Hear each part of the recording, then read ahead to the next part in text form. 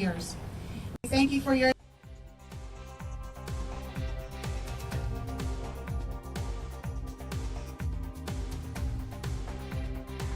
distinguished guests.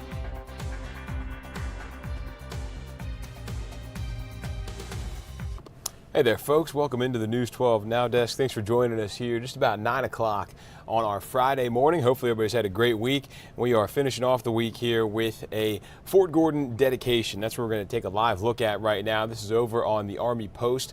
You may remember Fort Gordon was originally named Fort Gordon, but then got renamed after a bunch of bases and Army installations got renamed. Those that were named for Confederate generals. That was in 2023, but then now just a few months ago, the Trump administration has changed the name back to Fort Gordon, this time honoring Master Sergeant Gary Gordon, just a different person that it was named after. So we are live there right now. They are just getting things started, so we will go ahead and take a live look in here and just kind of watch the ceremony together. Sergeant Gary Ivan Gordon's extraordinary heroism during the 1993 Battle of Mogadishu, Somalia, during which he was fatally wounded. The Commanding General and Command Sergeant Major of the United States Army Cyber Center of Excellence in Fort Gordon would like to extend a sincere welcome to our distinguished guests. We are especially honored to welcome the family of Master Sergeant Gary Gordon, including his widow, Mrs. Carmen Drake Owens, and his son, Mr. Ian Gordon. Their presence with us today makes this dedication especially meaningful. We would like to extend a very special welcome to United States Army retired Colonel Ron Russell, member of Task Force Ranger during the Battle of Mogadishu. We would also like to welcome our distinguished guests. Representative Rick Allen, House of Representatives, Georgia's 12th District. Mayor Garnett Johnson, Mayor of the City of Augusta, Georgia. Mayor Britton Williams, Mayor of the City of North Augusta, South Carolina. Lieutenant General Maria Barrett, Commanding General, United States Army Cyber Command, and Mr. Brian Barrett. Honorable Kevin Schwedo, Civilian Aide to the Secretary of the Army, Emeritus. Brigadier General Kirk Brinker, Acting Commanding General, United States Army Special Operations Command. And Brigadier Jimmy Blaskey, Director of Intelligence, United States Army Special Operations Command. We would like to give special recognition to the Aviation Center of Excellence, Fort Jackson's 282nd Army Band Quintet, under the leadership of Staff Sergeant Cameron Chandler, and the Fort Gordon Cannon Salute Battery, led by Sergeant First Class Christopher Robinson. Ladies and gentlemen, please stand as you are able for the invocation given by Chaplain John McPherson, and remain standing for the arrival of the official party, rendering of honors, and the national anthem. Major General Janovic has deferred honors to Master Sergeant Gordon's family as an expression of our nation's gratitude and enduring respect. Today's official party consists of the United States Army Cyber Center of Excellence in Fort Gordon Commanding General Major General Ryan Janovic, the Command Sergeant Major of the Cyber Center of Excellence in Fort Gordon, Command Sergeant Major Timothy McGuire, United States Army retired Colonel Ron Russell, and Mrs. Carmen Drake Owens. Pray with me. Almighty God, the author of liberty and the champion of the oppressed, thank you for shaping, molding, refining, and testing the character of Gary Gordon to be ready and willing to acquit himself with honor in the face of the enemy. Lord, thank you for the life and legacy of a man who embodied what it means to lay down one's life for someone else, to never fail those with whom he served. Father, employ the memory of Master Sergeant Gary Gordon to inspire a nation of warriors to never cease, never relent, never renounce our mission to free the oppressed. All this we ask in your name and for your glory. Amen.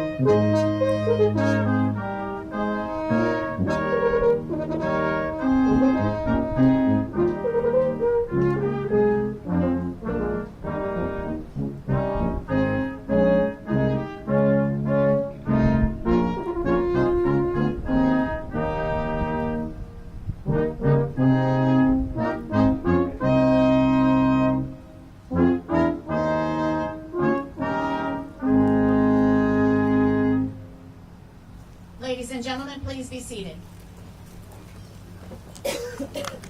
At this time, the 2025 Cyber Center of Excellence Drill Sergeant of the Year, Drill Sergeant Jeffrey Rodig, is presenting Mrs. Carmen Drake Owens with a cannon shell casing, signifying today's cannon salute in recognition of Master Sergeant Gordon's service and dedication.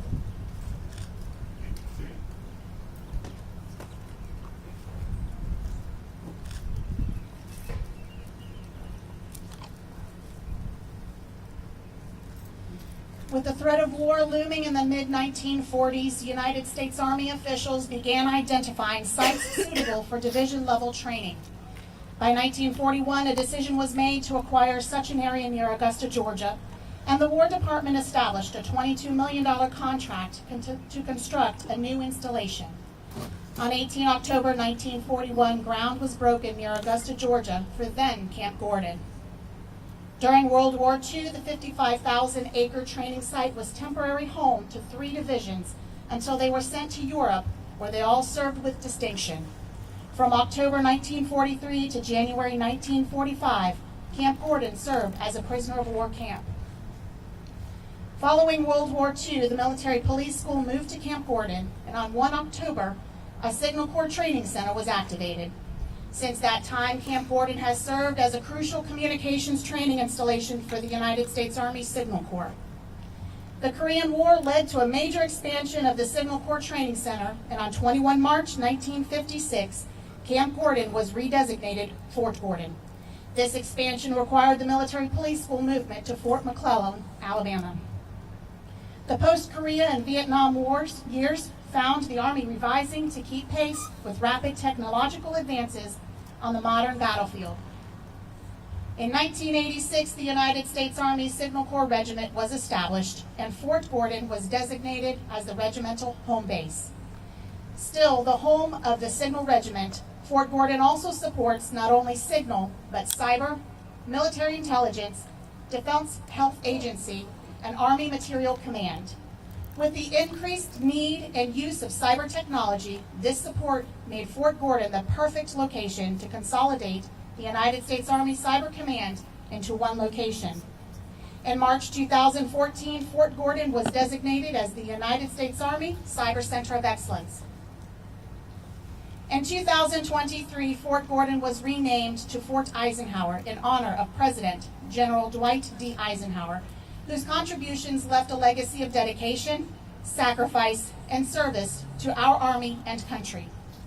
In June 2025, the installation was redesignated to Fort Gordon to commemorate the selfless service of Master Sergeant Gary Gordon in defense of others during the Battle of Mogadishu in 1993.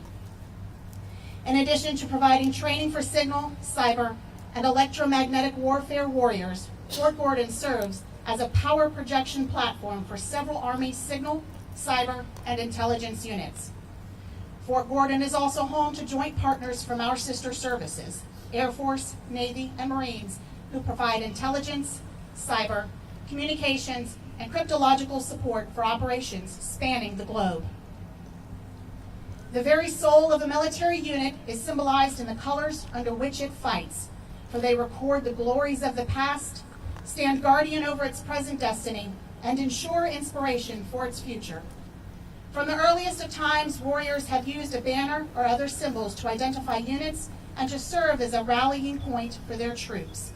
Regiments were assigned a specific color and number for ease of identification. The position of the regiment on the battlefield and the location of its command were revealed by the location of its banner. If the commander fell in battle, someone would rally to the colors and assume the position of unit leadership.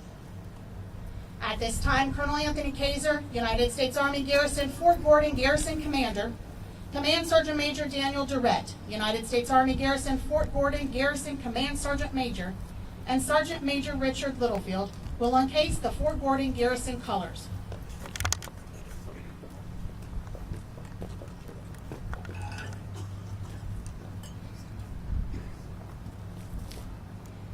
The custodian of the colors, Sergeant Major Littlefield, lowers the organizational colors, allowing Colonel Kaiser and Command Sergeant Major Durrett to encase them, symbolizing the redesignation of this installation. The Fort Gordon garrison colors consist of the Installation Management Command distinctive unit insignia and Fort Gordon scroll.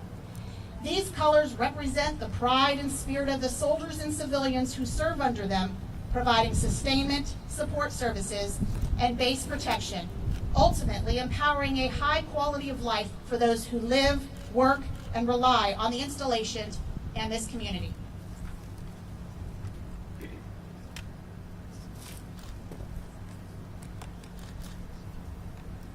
Sir, Fort Gordon stands ready to sustain, support, and defend. Execute the orders of the day as directed. Yes, sir.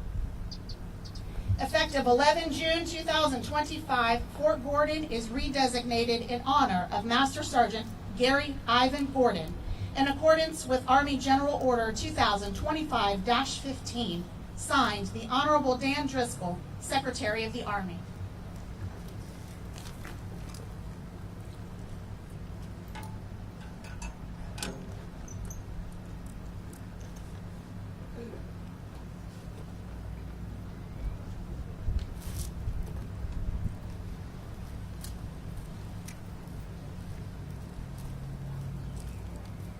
Master Sergeant Gary Gordon, United States Army, distinguished himself by action above and beyond the call of duty on 3 October 1993 while serving as a sniper team leader, United States Army Special Operations Command with Task Force Ranger in Mogadishu, Somalia. Master Sergeant Gordon's sniper team provided precision fires from the lead helicopter during an assault and at 2 helicopter crash sites while subjected to intense automatic weapons and rocket-propelled grenade fires. When Master Sergeant Gordon learned that ground forces were not immediately available to secure the crash site, he and Sergeant First Class Randy Shugart unhesitatingly volunteered to be inserted to protect the 4 critically wounded personnel. Despite being well aware of the growing number of enemy personnel closing in on the site, after their 3rd request to be inserted, Master Sergeant Gordon and Sergeant First Class Shugart received permission to perform their volunteer mission. When debris and enemy ground fires at the site caused them to abort the first attempt, they were inserted 100 meters south of the crash site.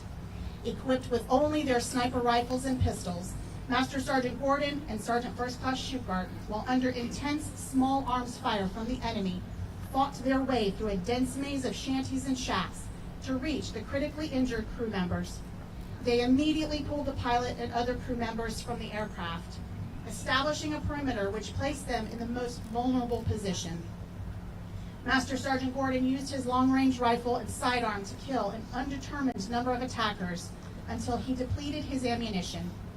Master Sergeant Gordon then went back to the wreckage, recovering some of the crew's weapons and ammunition. Despite the fact that he was critically low on ammunition, he provided some of it to the dazed pilot, Chief Warrant Officer 3 Michael Durant, and then radioed for help. Master Sergeant Gordon continued to travel the perimeter, protecting the downed crew. After Sergeant First Class Shugart was fatally wounded and his own rifle ammunition exhausted, Master Sergeant Gordon returned to the wreckage, recovering a rifle with the last 5 rounds of ammunition, and gave it to the pilot with the words, "Good luck." Then, armed only with his pistol, Master Sergeant Gordon continued to fight until he was fatally wounded. His actions saved the pilot's life. Master Sergeant Gordon's extraordinary heroism and devotion to duty were in keeping with the highest standards of military service and reflect great credit upon him, his unit, and the United States Army. Ladies and gentlemen, please join me in welcoming the host for today's ceremony, the Commanding General of the United States Army Cyber Center of Excellence in Fort Gordon, Major General Ryan Janovic.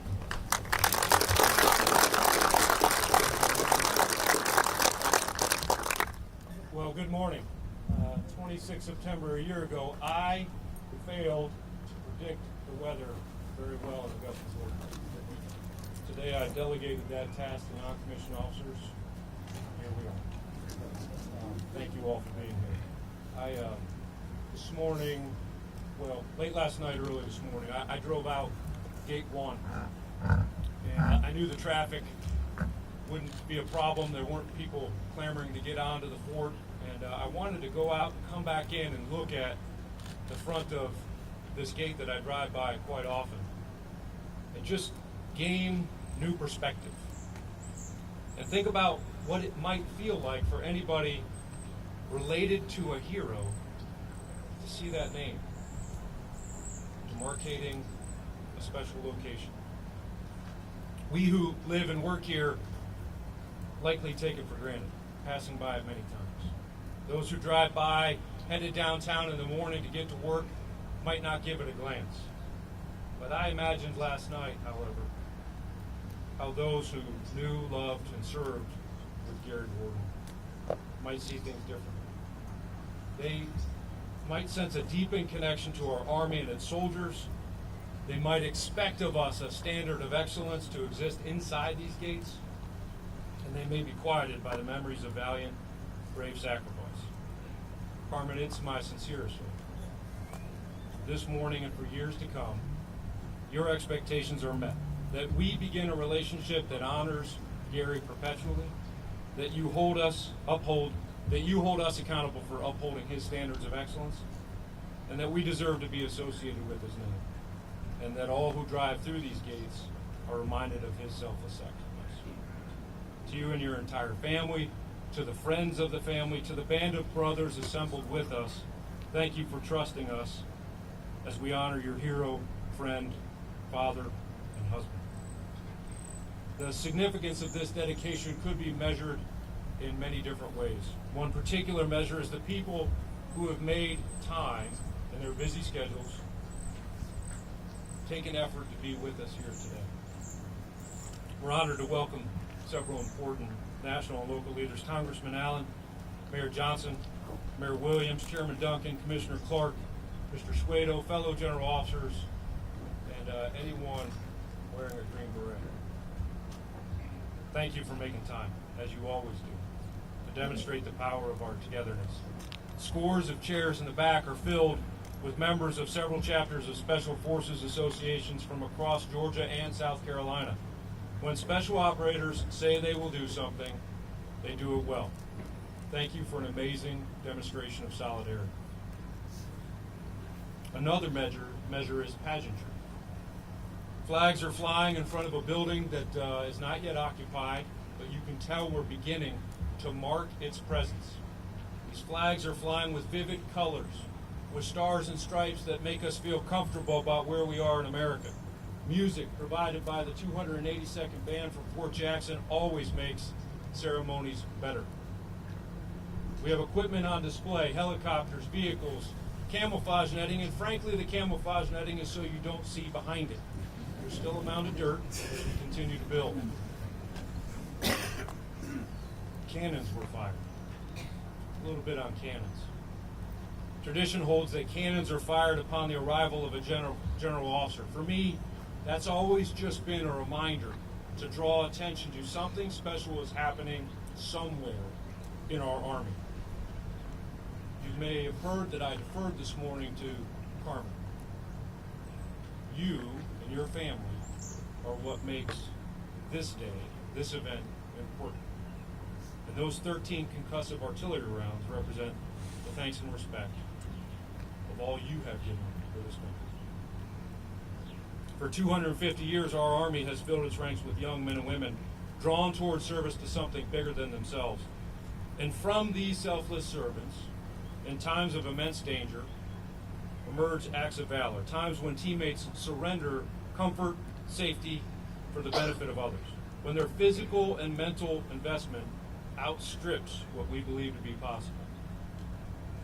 Medals of valor have long existed to recognize such soldiers and such heroes. The Medal of Honor, the highest of such awards, was first awarded to Union soldiers for actions during the Great Locomotive Chase of 1862 near Kennesaw, Georgia. Today we welcome to Georgia the memory of a man who was posthumously recognized with the Medal of Honor, Master Sergeant Gary Gordon. 32 years ago, next week, October 3rd, 1993, Gary Gordon and Randy Shugart didn't ask once, they asked 3 times. They asked 3 times to be inserted into danger, fully aware of the risk, so that the crew of a downed helicopter might live. Today, you'll hear from others who fought with Gary. They know the story better than me and more than Hollywood has portrayed. Today you will hear from those who love Gary. They know the bittersweet pride that comes from losing a hero, a husband, a father.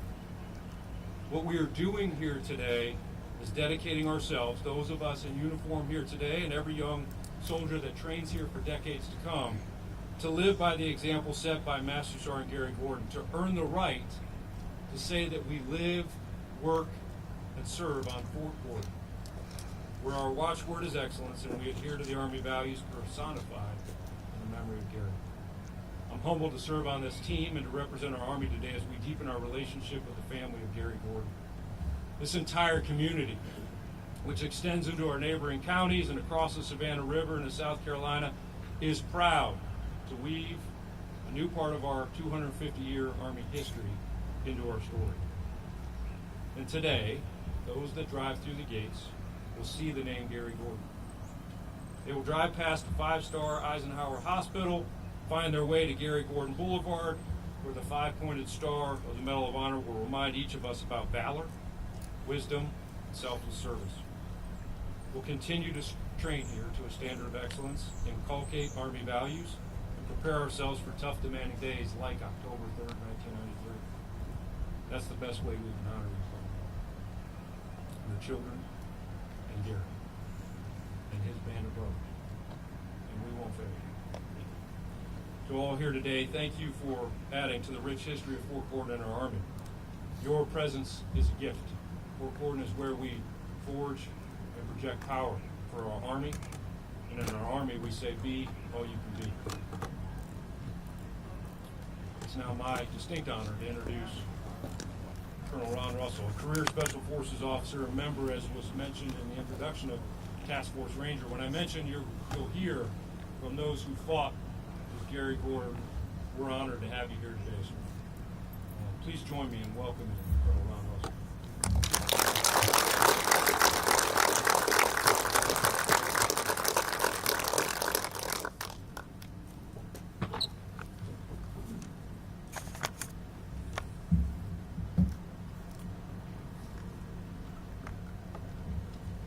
Distinguished guests, friends, residents of this beautiful post, most importantly, members of the Gordon family, thank you all for coming today to rename this post in honor of Master Sergeant Gary Gordon.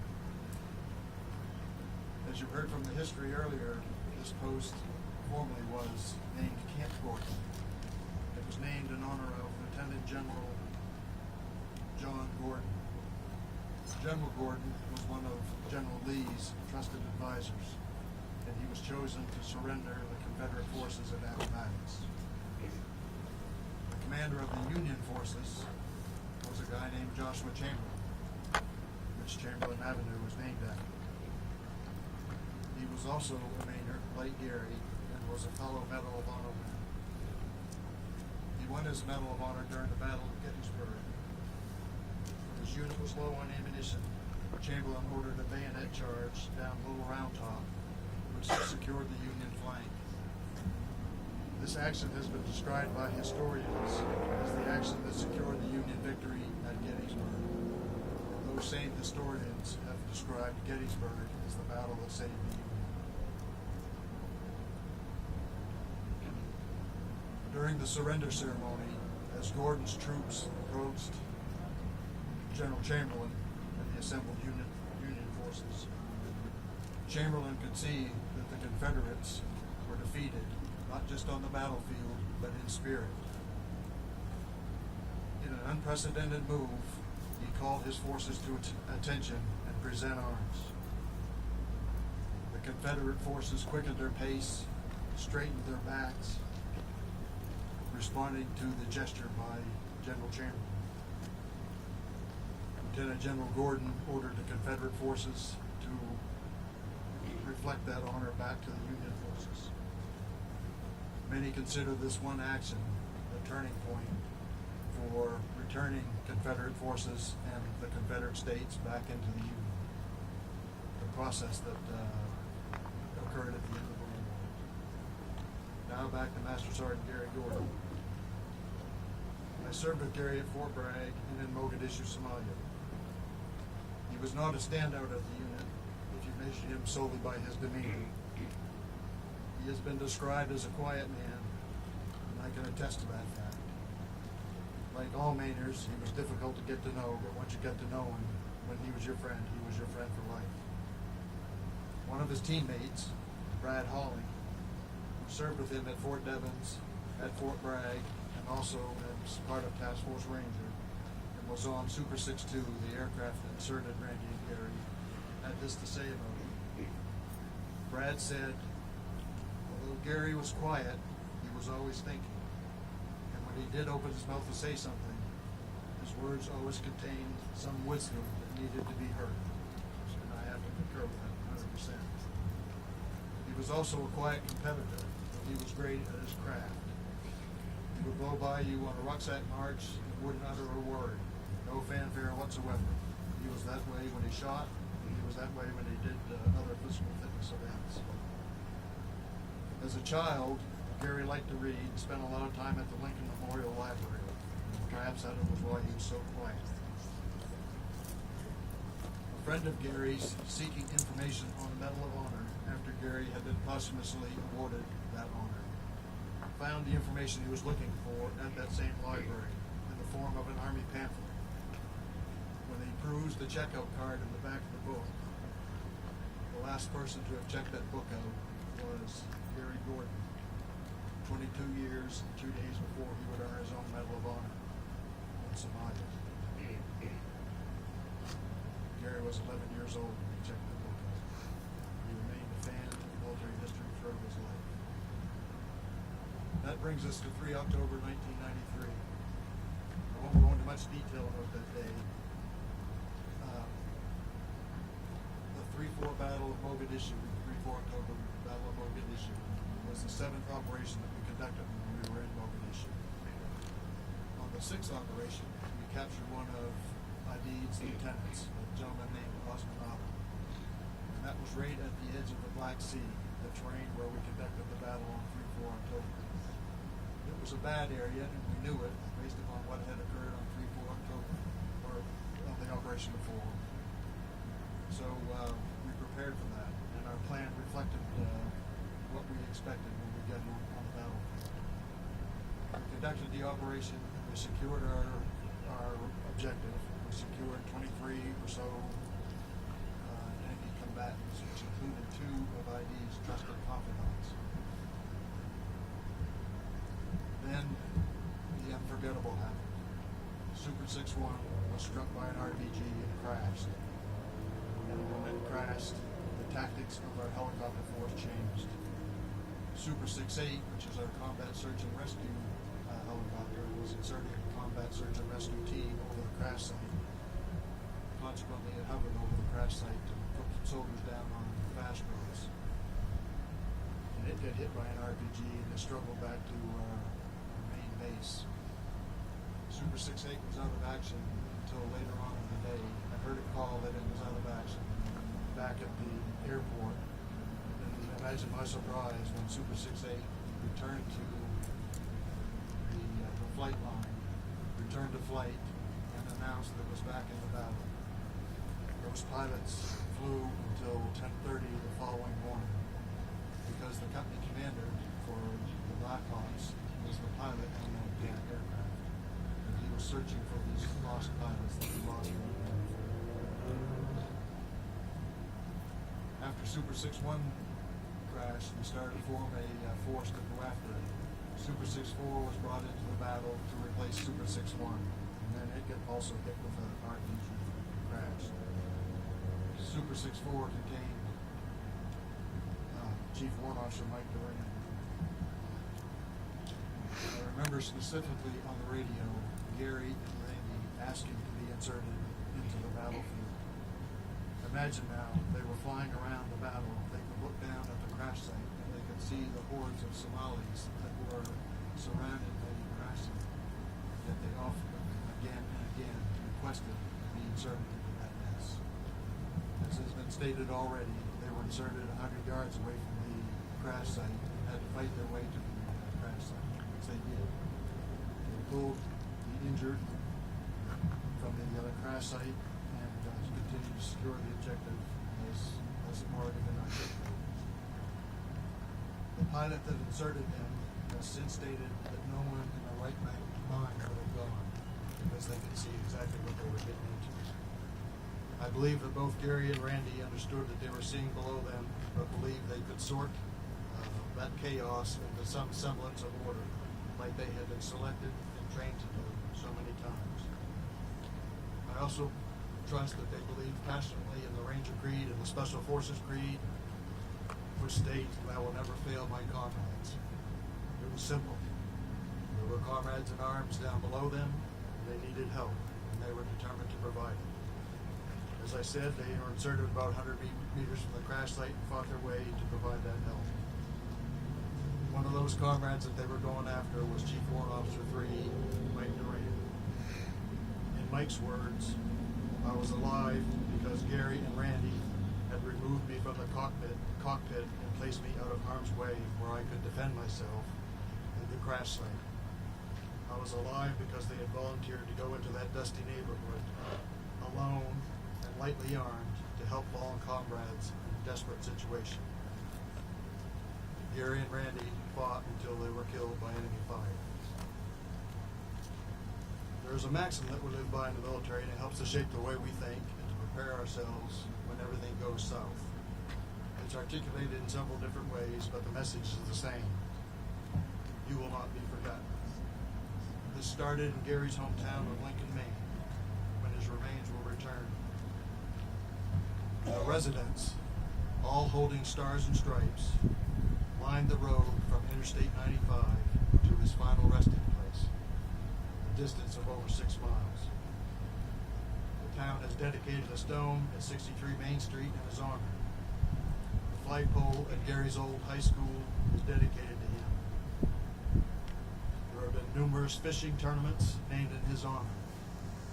The Master Sergeant Gary Gordon Memorial Bridge between Lincoln and Chester was dedicated to him in 2019.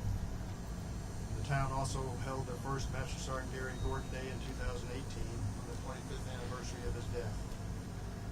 In 2019, a benefit spaghetti dinner and town-wide yard sale helped to raise money for a statue of Gary that we unveiled in August of 2021. The nation has also lived up to this pledge. Here are some examples. In 1996, the U.S. dedicated the USNS Gordon and the USNS Shugart, two 560-foot-long rapid deployment ships, to Gary and Randy. At the Joint Readiness Training Center, Fort Polk, Louisiana, the Military Operations and Urban Terrain Training Site is named after Randy Shugart and Gary Gordon. Today, we are naming this post in his honor. Is this all too much?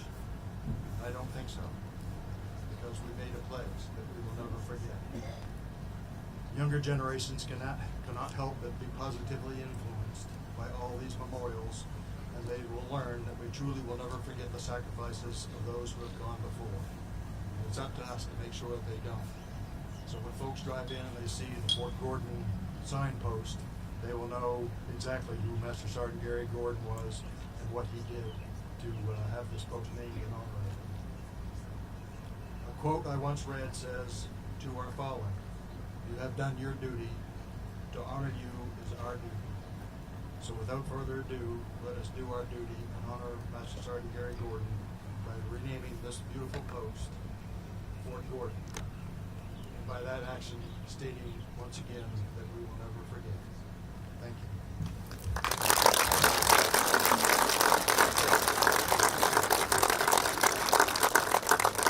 Colonel Russell, thank you. It is now my pleasure to introduce our next guest, Mrs. Carmen Drake Owens.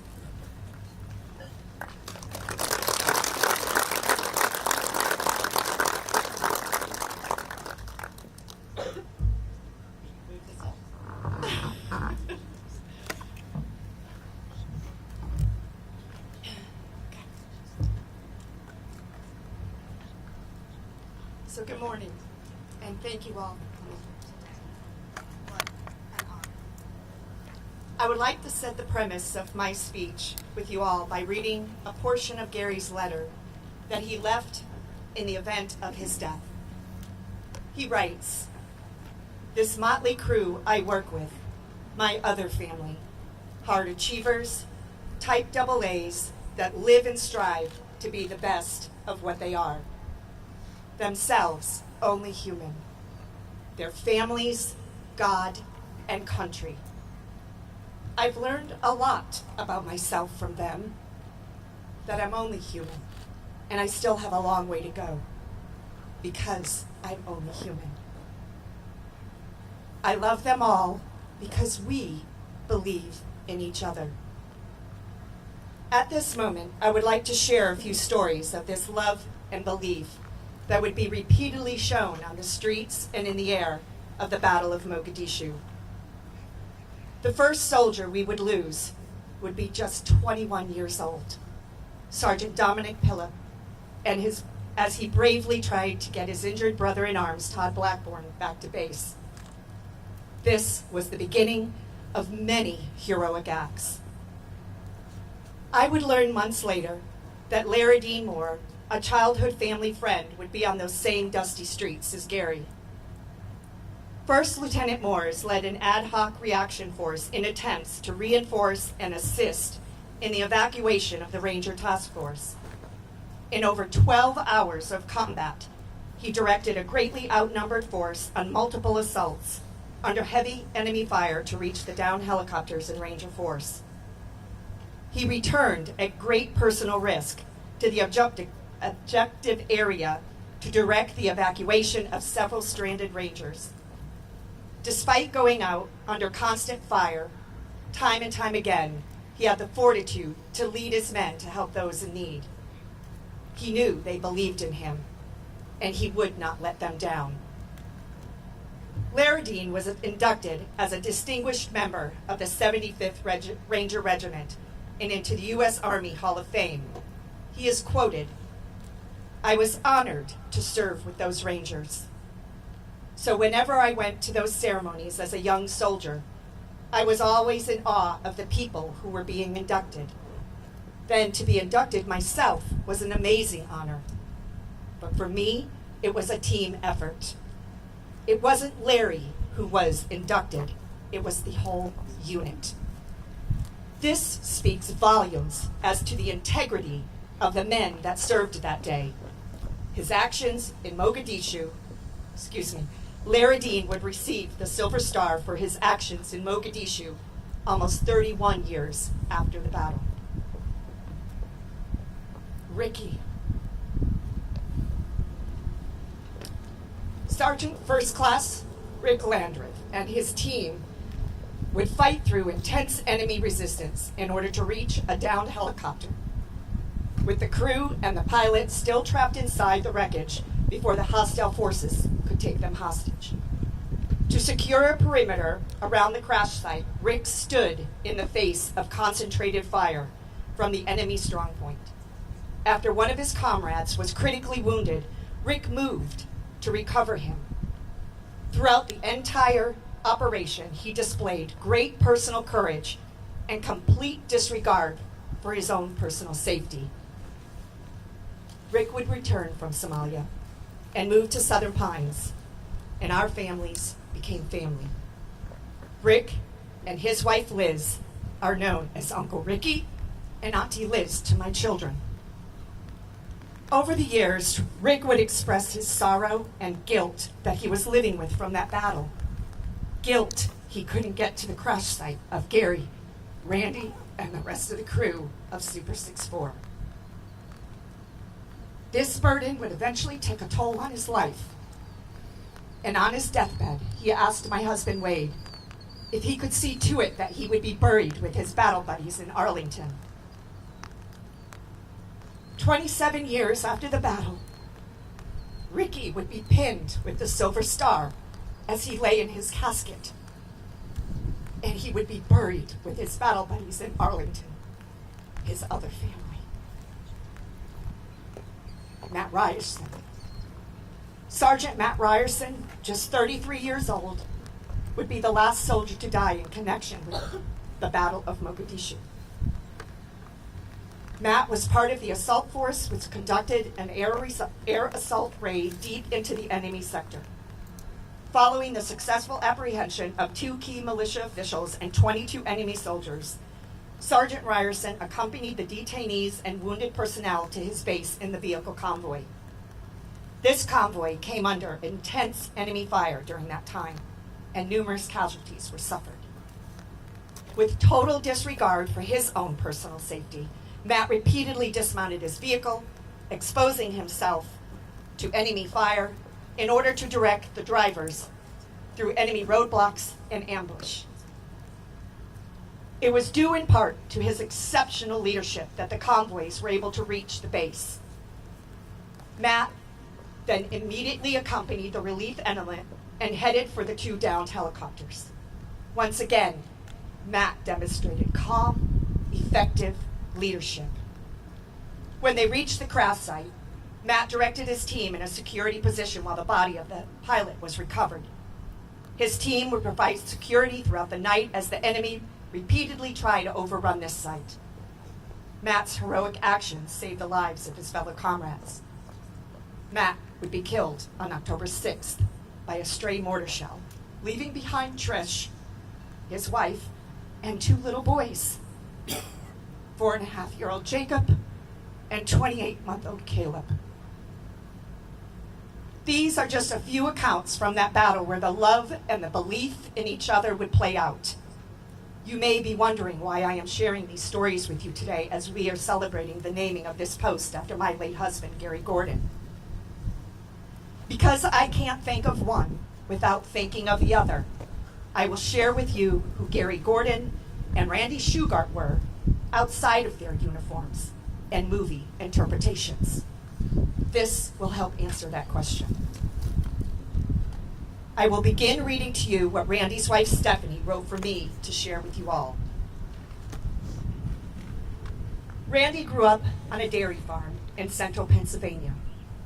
He began helping on the farm at a young age, and his responsibilities would increase as he grew older. He was milking twice a day, rising at 4 a.m. to milk the cows prior to going to school. He began hunting at a young age, learning scouting, trapping, and harvesting game alongside his father and his brother. He loved the outdoors. Randy was a friend that could always be counted on. He was steady, sure, and confident. He was a quiet presence in a crowd, listening more than speaking. When he did speak, his words had merit. Randy and Stephanie in 1991 Randy and Stephanie in 1990 and married in 1991. They were 22 months into their journey as husband and wife when he gave his life to save others. Randy would answer that call of whom shall I send? And he would answer, here am I, send me. Gary. Gary grew up with humble means in a paper mill town in the backwoods of Maine. Here, he would dream of his future of travel and military life. We met the summer of 1977 while I was visiting my grandparents, and soon after we would become pen pals.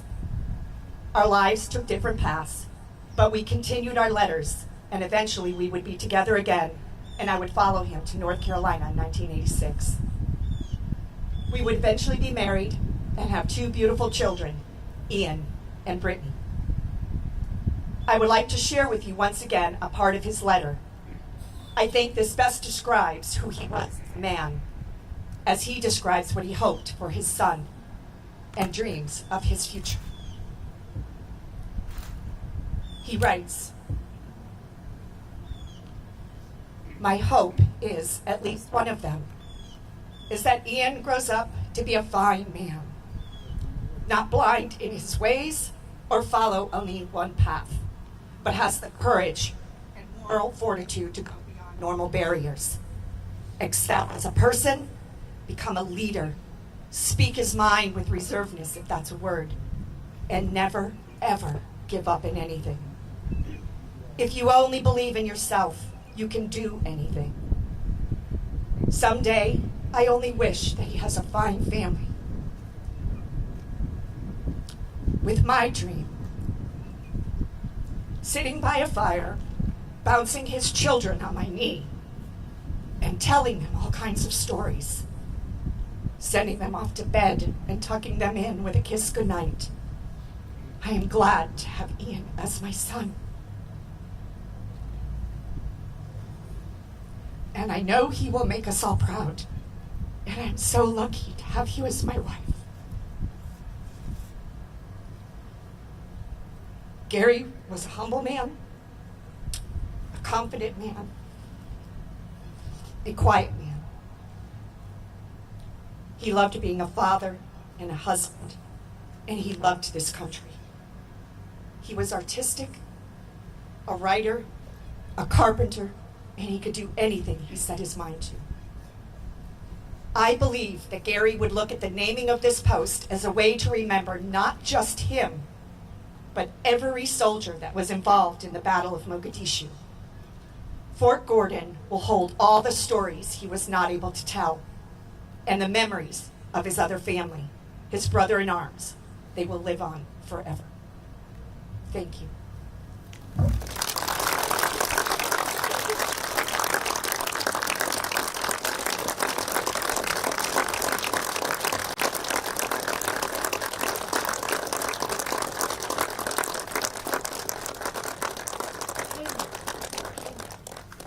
Thank you to our distinguished host and guests for your contributions to today's ceremony.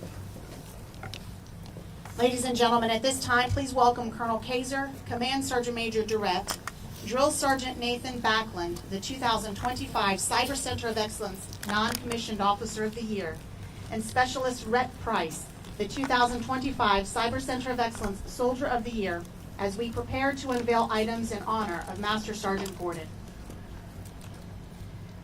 Ladies and gentlemen, the portion of the street beyond the traffic light at Chamberlain and Rice Roads behind you and where you currently sit has been officially renamed Master Sergeant Gary Gordon Boulevard.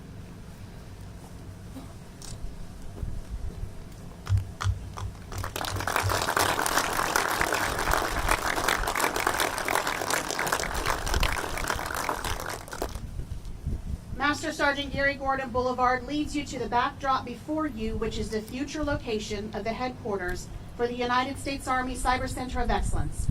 3 buildings will surround what will later be known as Gary Gordon Plaza. In honor of Master Sergeant Gordon, a plaque will be installed in the plaza. The plaque reads, in honor of Medal of Honor recipient Gary I. Gordon, on 26 September 2025, Fort Eisenhower was redesignated as Fort Gordon in honor of Congressional Medal of Honor recipient, posthumously, Master Sergeant Gary Gordy Gordon, Sniper Team Leader, United States Army Special Operations Command. Master Sergeant Gordon was a native of Maine and enlisted in the United States Army in December of 1978 as a combat engineer.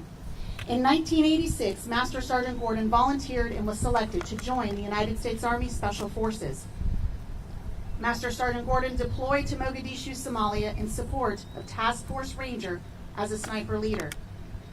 On 3 October 1993, Master Sergeant Gordon distinguished himself by actions above and beyond the call of duty during the Battle of Mogadishu, where he and fellow sniper unhesitatingly volunteered to be inserted at a Black Hawk helicopter crash site to protect the 4 critically wounded soldiers.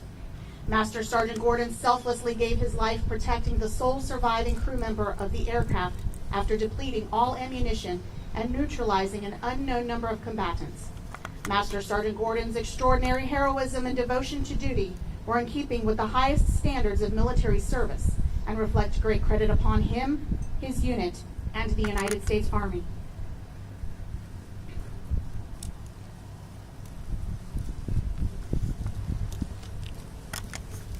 At this time, Major General Janovic, Command Sergeant Major McGuire, Mrs. Drake Owens, and Mr. Gordon will unveil our final dedication.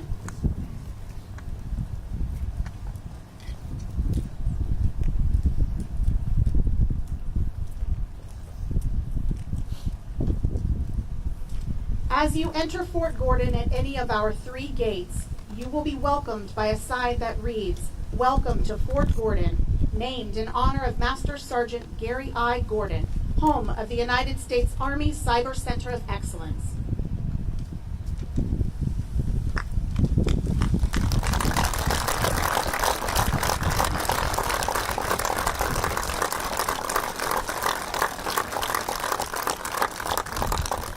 Ladies and gentlemen, at this time, Major General Janovic will present a token of remembrance to symbolize eternal respect to Mrs. Drake Owens and Mr. Gordon.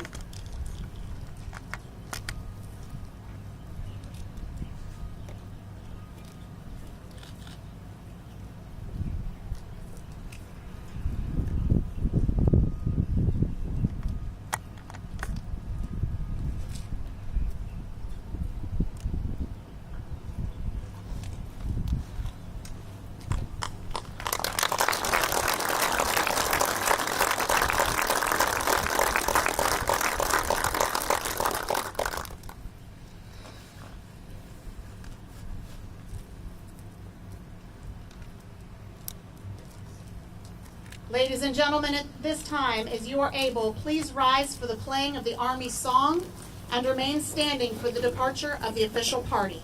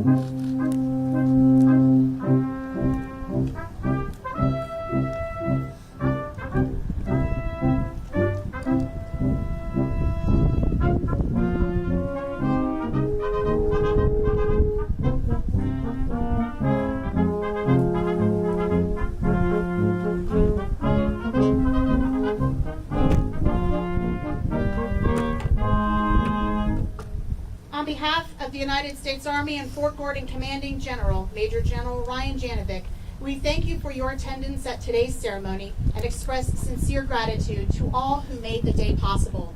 The Fort Gordon gate sign will remain on display for those that would like to take pictures. Thank you again for being a part of this historic occasion. May we continue to honor the legacy of Master Sergeant Gary Gordon.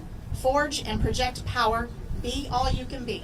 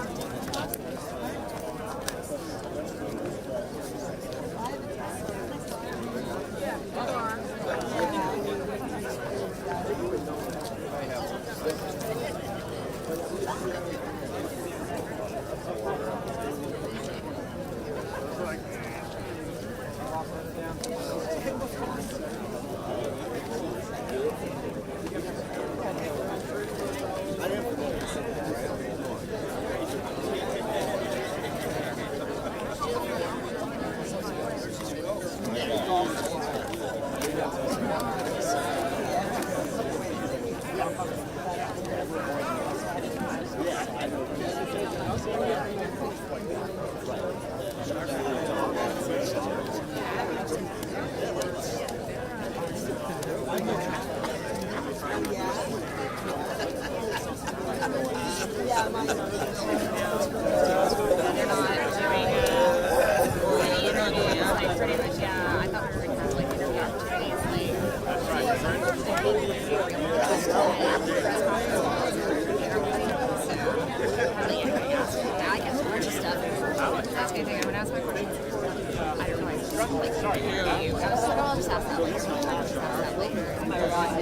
mean, they didn't give us any time either. We waited longer than the interview was. So, where is our escort? It's like